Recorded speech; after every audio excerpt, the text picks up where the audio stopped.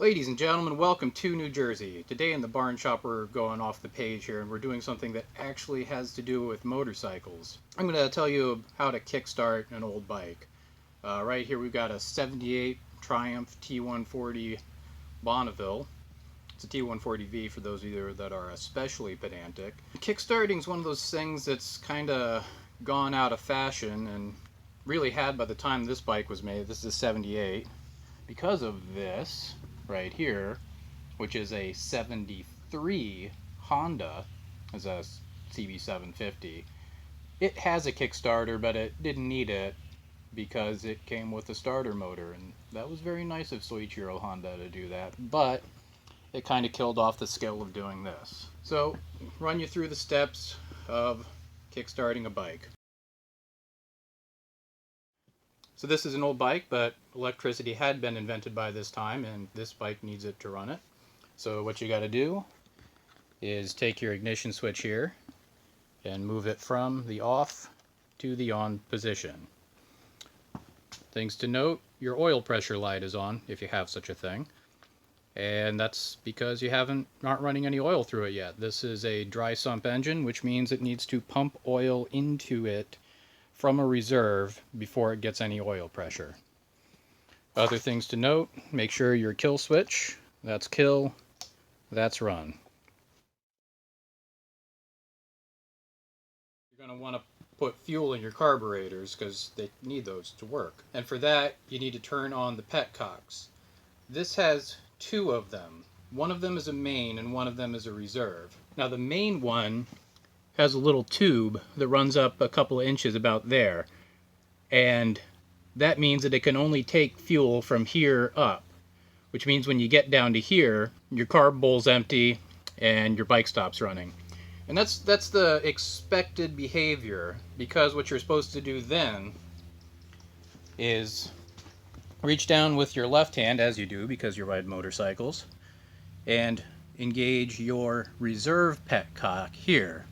Now when you're starting the bike, you don't want to be on the reserve petcock, because that means you'll be riding around and you'll be able to use up all your fuel. When you run out of it, you're shit out of luck. You're pushing to a gas station. So what you do to start the bike is take your main petcock and turn it to the on position.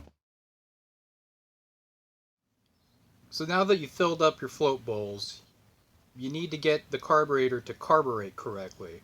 And what that means is that it needs to get the stoichiometric mixture ratio of fuel and air right. Now the air you're using when you start up is a lot colder than when you're running. And that means that it has a lot more oxygen in it. So what you need to do is make what you're putting into the piston at startup richer, that is, has more fuel in it, than you do when you're running down the highway. There's two ways to do that. You can cut off oxygen with a little butterfly or a gate valve or something in the intake side of it here, or you can do what these carburetors do, which is have a separate dedicated, what they call circuit. I don't know why it's a circuit, it only goes one way, but you have a dedicated circuit that makes you mixture rich. You usually see this on Japanese bikes where choke is an all or nothing arrangement. This is an English bike with Japanese carburetors.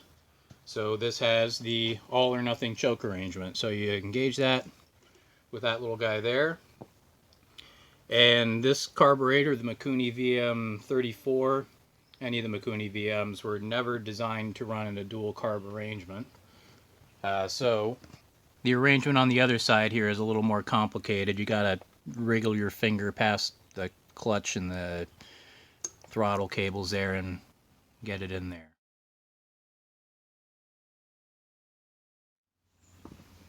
Okay, so we've covered two sides of our auto cycle triangle, and the sides you need for that is you need spark, you need mixture, and you need compression.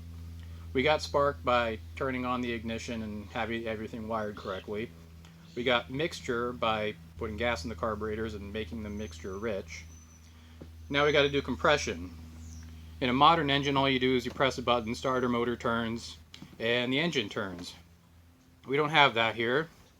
Instead, what we've got to do is engage this little doodad here. What this is it has a little quadrant gear that turns a pinion on the main shaft. That turns a clutch over here on this other side of the bike here. And that turns the primary, makes your pistons jump up and down, pull in mixture, and light it up. So what you got to do is get on this thing here, and it's, see, that's there. You get a little bit there, but it doesn't quite go. What you need is just a little bit of throttle to make it turn on and want to do it. So right hand on the throttle here, right boot on this thing here. Hope it's engaging there. Then just jump up and give it.